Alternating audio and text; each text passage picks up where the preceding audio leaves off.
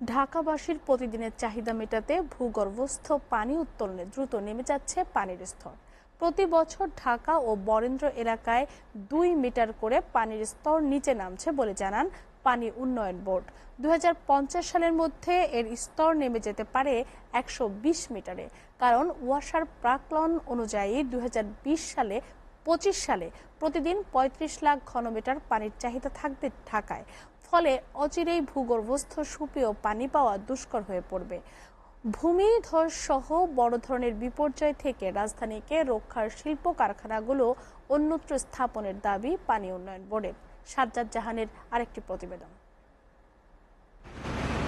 দূষণ ও দখলের কারণে ঢাকার আশপাশের নদী ও জলাশয়ের পানি ব্যবহারের অনুপযোগী হয়ে পড়ায় নগরীর প্রায় 2,30,00,000 বাসিন্দার ঘরে ও শিল্প কারখানায় সরবরাহ করা প্রায় 70% পানি উত্তোলন করতে হচ্ছে মাটির নিচ থেকে।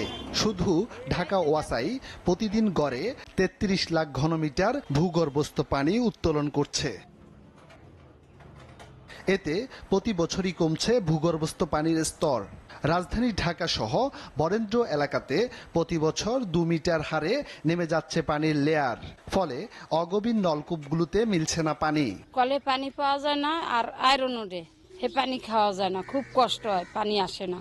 এই চাপতে চাপতে ওরা নয় যাতে পানি চলে গেছে তলে। ভূগর্ভস্থ পানি বিশেষজ্ঞ ও পানি উন্নয়ন বোর্ডের পরিচালক ডক্টর আনোয়ার জাহিদ বলেন, ঢাকার মাটির নিচে একটি বড় বিপর্যয় তৈরি হচ্ছে। রাজধানীবাসীর চাহিদা মেটাতে এবং ঢাকার আশপাশে গড়ে ওঠা শিল্প কারখানাগুলোর পানি সরবরাহ করতে যে পরিমাণ পানি উত্তোলন করা হয় তা ভূগর্ভে প্রতিস্থাপন হচ্ছে না। প্রতি বছর গ্রাউন্ড ওয়াটার লেভেলটা নিচে নেমে যাচ্ছে, যেটা নামার কথা না। আমরা বলি যে প্রতি বছর যে পরিমাণ রিচার্জ হবে, বৃষ্টি হয়ে নদী নালা খাল বিল দিয়ে গ্রাউন্ড ওয়াটারে যে পরিমাণ পানি যাবে তার চেয়ে বেশি পানি তোলা যাবে না। কিন্তু ঢাকা বরেন্দ্র সহ অনেক জায়গাতে এখন রিচার্জের চাইতে এই তোলা বা ডিসচার্জের পরিমাণটা বেড়ে গেছে। অনিয়ন্ত্রিতভাবে ভূগর্ভের পানি উত্তোলনের নেতিবাচক প্রভাবে 73 মিটারেও ঢাকায় পানি মিলছে না। এখন আমরা ঢাকার চারপাশে ইন্ডাস্ট্রি করছি, তাতে কি হচ্ছে, ইন্ডাস্ট্রিগুলো গ্রাউন্ড ওয়াটার তুলে নিচ্ছে, ঢাকাতে কিন্তু এই হরিজন্টাল ইনফ্লোটাও অনেক কমে গেছে। ফলে ঢাকাতে আরও অ্যালার্মিংলি ওয়াটার লেভেল নেমে যাচ্ছে। অবশ্যই শিল্প কারখানা হবে, কোথায় হবে, যেখানে পানির ভালো সোর্স আছে।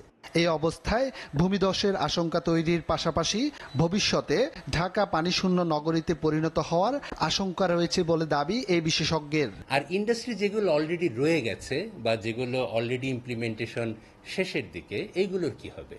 এগুলো হচ্ছে আমার পরামর্শ, ধীরে ধীরে এগুলোকে রিলোকেট করতে হবে। রিলোকেট করতে না পারলে কিন্তু একসময় ঢাকাকে অ্যাবান্ডন করতে হবে, ঢাকাতে আপনি থাকতে পারবেন। 2013 সালে পানি আইন প্রণয়ন হলেও কার্যকর না হওয়ায় ভূগর্ভের পানি দিন দিন হুমকির মুখে যাচ্ছে। তাই পানির অপচয় রোধ ও যথাযথ ব্যবহার নিশ্চিতের তাগিদ দেন ডক্টর আনোয়ার জাহিদ। সাজ্জাদ জাহান, এসএ টিভি, ঢাকা।